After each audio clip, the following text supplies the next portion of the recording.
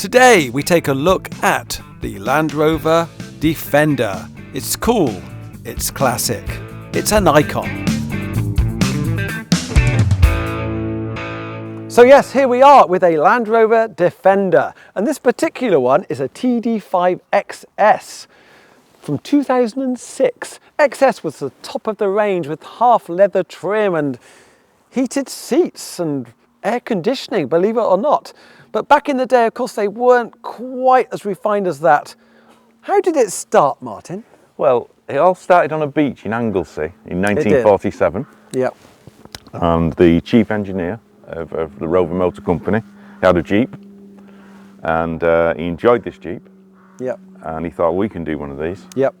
And a lot of it was to do with, they had access to aluminium and not steel so much. Steel was in short supply. Because actually, this car, where this car was produced, they used to manufacture Lancasters during the war. And after the war, they had loads of aluminium left over. So the government said to the Rover company, can you make something that could be exported all over the world and use up this aluminium?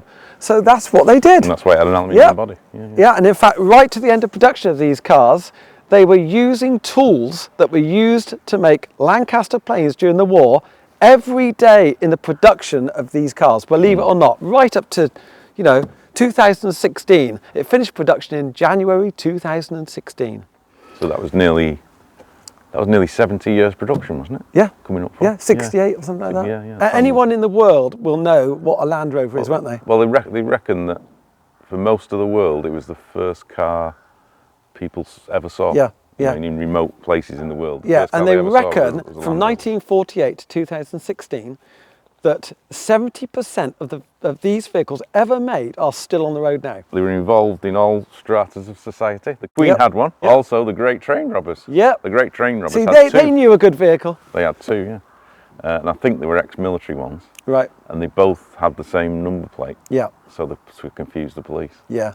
Because they were when they were going over to Ryder Bridge in the middle of the night, they wanted to look like it was the army on manoeuvre. Official. Yeah. And it wasn't. It was the naughty train robber. I think those vehicles all made really good money at auction. Yeah, even in the 60s. And talking of making good money, if you want cheap motoring, I tell you, buy one of these. Classic car prices tend to, fluctuate a lot, up and down or whatever. But Defenders, they seem to just up and up and up. It's just incredible how they hold their money. They're immune to fashion, aren't they? People always want them. Yeah. But we don't quite know why it is, but maybe it's the kind of getting back to basics, like a big kid almost, with having a giant Meccano set. I can do stuff with this myself. Yeah. I think people look at it and they can understand how it works, don't they? Understand, The engine's there. What you see is what you get. It's all very straightforward. And they fantasise about this sort of country lifestyle, don't they? They're going to be off-road and... And it can be a bit like Trigger's broom almost, because you see these with new chassis on them, and then, a few years later they got new panels on them and new doors. You could keep one of these cars going forever, but I'm not sure if, in 60 years' time, there will be much of the original car left, No. What component was made at the factory that was used on the first Land Rovers and was still being used on the last Land Rovers? Any ideas? No. Right, it's the cleat on the soft top models. They have a bracket that you tie your rope around, and those were the same all the way through production, believe it or not. Don't you dare call me a fleet. Only at the weekends. But yeah, this is a Defender. The Defender came out in 1990. And that's because the previous year, the new Land Rover Discovery was launched with a new turbo diesel intercooled engine. And that engine found its way into this car. And also this needed a badge, so they decided on Defender. Started off as the 200 TDI, and then the 300 TDI, and then this model, the TD5. Different specs. This is top of the range, an XS with half leather trim and heated seats and a heated screen and so on. But a lot of them were not this posh. Production, yes, 19,000 a year, but that's all the different models. It's incredible, really. And do you know what the water test was at the factory? No. Do you know how they tested for water? Because these cars are notorious for leaking oil out and leaking water in. And the test at the factory was some pieces of cardboard in the front footwells, and it went through, had all the jets spraying all the water, and at the end, if the cardboard in the footwells was wet, it had failed, and if it was dry, it passed. Well, when we went on the production line tour, 2 weeks before it finished, they were all lined up failed. And someone goes around with a thing of mastic, just putting little bits here and there, and then they manage to get through. But the chap on the production line admitted that within a couple hundred miles, because of the nature of the construction, all the sectional things, it would all move a bit and then it'd be leaking again. So you can't keep the water out of it. You can't keep the water out, no. It's the way it is. But it adds to the character, you see. The character, yeah. It is. I mean, if it did everything too well, it wouldn't be as liked. It'd just be Japanese. Yeah, absolutely. And a Japanese car or vehicle would drive much lighter. I saw one of these years ago, and the chap had come from driving a Japanese pickup. He bought one of these and he had it a few months and he said, this is going to wear me out because he was so used to the Japanese way of doing it, nice light controls. No, this is made to last kind of thing. It's made in an old-fashioned way and it is harder work. So for some people it won't appeal, but for other people, they have a Land Rover Defender and they love it, and if they sell it, they think, what have I done? I've got to buy a Defender back. And I've known that numerous times. A Defender can be your friend, and I tell you, it can be a very cheap friend to live with. These cars have got a reputation for being fantastic off-road, and they are. They can be almost anything. And on-road, though, not quite as good. On these models, 5-speed gearbox, yes, but the gearing is quite low. Later ones, 6-speed gearbox, they're better. Anyway, let's see how it goes.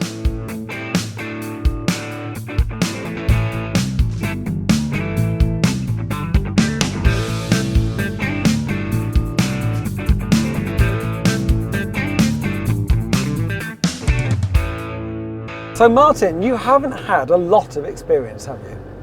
What, generally, or just of being I meant in a Defender. Of being in a Defender. You're like a newbie a bit, really, aren't you? Yeah, I've not had a lot to do with them. I remember when, many years ago, a magazine I worked for had a V8 long wheelbase one. Yep. That I remember was incredibly thirsty. Yeah. And not particularly nice to try. No. But yeah, it did the job at the time. Yeah. I can't remember what the job was, but no. It's funny actually because later ones they were pretty much only diesel. They did make a special edition, the 50th anniversary V8 one. Yeah. But yeah, they were just too thirsty, unfortunately. Yeah, too thirsty to use. But you can tune up these old diesel ones. Yeah. And especially the TD5, people like tuning them up. Yeah, probably make them go better than a V8 anyway. Yeah. And people say that. They say, well, why do you need a V8 anyway? It's good, better. Sounds nice, that's all. Nothing else. No. Of course, you can wade through water with a diesel without the water getting in the electrics as well. Exactly, you can't in a V8 apparently, can you? Not easily anyway. No. I said it before with the classic Range Rover, but really, you have one of these, or you have your classic Range Rover, say, and you have your normal car for doing the longer distances, and there you go. Yeah. You're gonna, like we said, you're gonna make money. Yeah. And actually, also, in a way, they're quite fun, and you're sort of part of an elite club. You go along and people with a Defender will put their hand up to you and you're in the club. And do you wave at people in other Defenders? Yeah, do. Yeah, absolutely. Many people, have them. They can't live without them. No, they're obsessed with them. They're obsessed with them, and it is known as the sickness. The sickness, yeah. Oh, you've got the sickness, have you? You've got a Defender? Got the illness. Oh, yes, I got one of those. How many people do you talk to who have got a Land Rover story? They've always got a Land Rover story. Yeah. I think it's an adventure every time you go out. It is, pretty much, yeah. This adventure started with lines drawn in the sand at Red Wharf Bay in 1947. Little did Maurice Wilks know what a success it would become. Production peaked at 56,000 in 1971. Over 2 million were sold in total. But the sands of time wait for no man, machine or even legend. I watched a video the other day of a classic Land Rover Defender going through a flood, came out the other end fine. You know, then what followed that was a modern Defender, and it went in the water and just floated. Yeah. It wasn't supposed to. No, it wasn't supposed to. She was just, you know, I overheard someone saying, "Is that a good idea?" Followed by, "We've got a floater." Oh, I've had a few floaters in my time. You see, the old one's got lots of leaks, and I think lets the water in. Yeah, that's right. So it sinks. Yeah. It got, well, the other it one's levels just like itself a off. yeah. Too buoyant. Yeah. The new ones are too buoyant.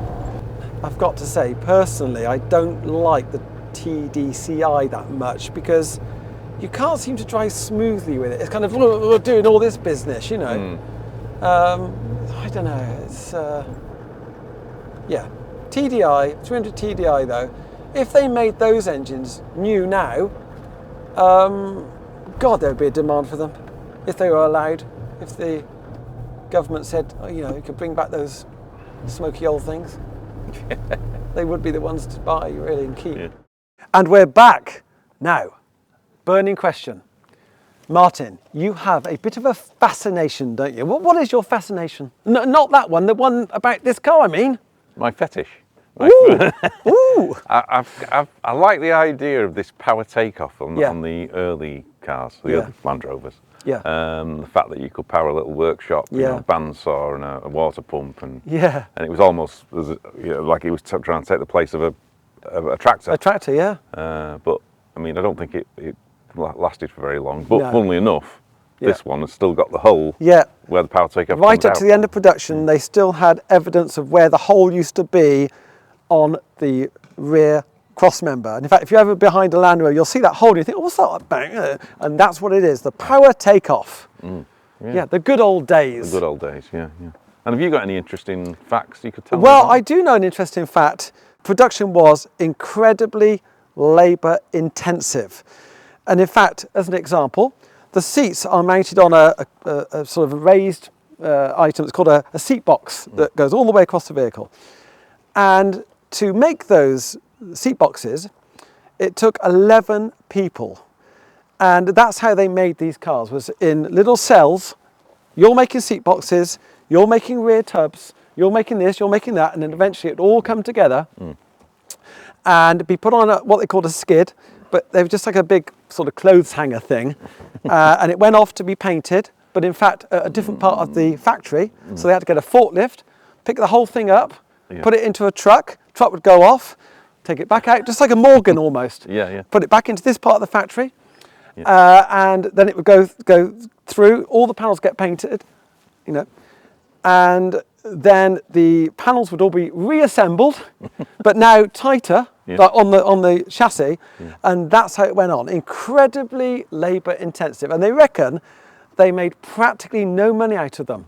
Although they did make money on the last special edition models.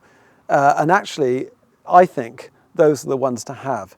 One of them was called the Heritage. And new, it was mid-30s. Now they're worth mid-70s, maybe 80 grand. So yeah, amazing. If you want an investment, you buy one of these. That's last of the line. Yeah. And what about an entertaining story? Well, I have got an entertaining story. Some of these cars, some of these vehicles are fitted with air conditioning.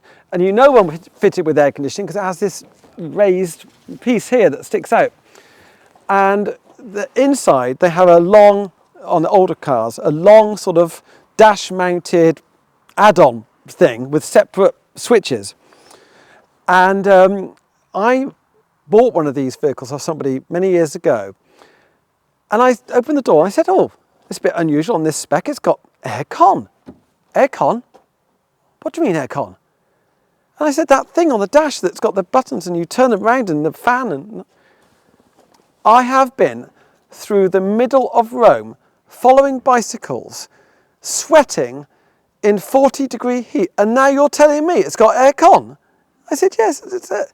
And this woman just could not believe how stupid she'd been and not ever thought, she just thought it was vents. They were just vents, But no, you can get them with aircon, you can get them with some bits of spec, It's got electric windows. Yeah. But isn't with this aircon, if you're over 6 foot tall, you can't fit in it, can you? Yes, that is one disadvantage. Yeah, the later ones, TDCi, different dash, looks more modern. It's more modern. At this era, it's an add-on, so it does reduce the legroom a lot. You know, if you're 6 foot tall or more, forget it. But ones after 2002, if they're a station wagon, you can at least recline the seats. That's not too bad. So it's a reasonable bit of comfort if you can. And money-wise, which era do you go for? You like the old stuff, don't you? Yeah, I like the old ones, yeah. Yeah. But really, if you want to make money, buy probably one of the later ones, buy a Heritage. And really, to run one of these will not cost a lot of money particularly. No. And in fact, it could actually make you money. I sold this car a few years ago, and the bloke, you know, lost like £1,000 over 10 years. And actually, had he put a bit of effort into it, he could have sold it himself and made money. We could have earned some money out of it. So this vehicle could actually make you money. Yeah. Yeah, make your investment. If you're going to make your investment in a vehicle, there's probably not much better one than a Defender. Yeah. Yeah. This has been an insight into the Land Rover Defender. We're driven by classics. See you next time.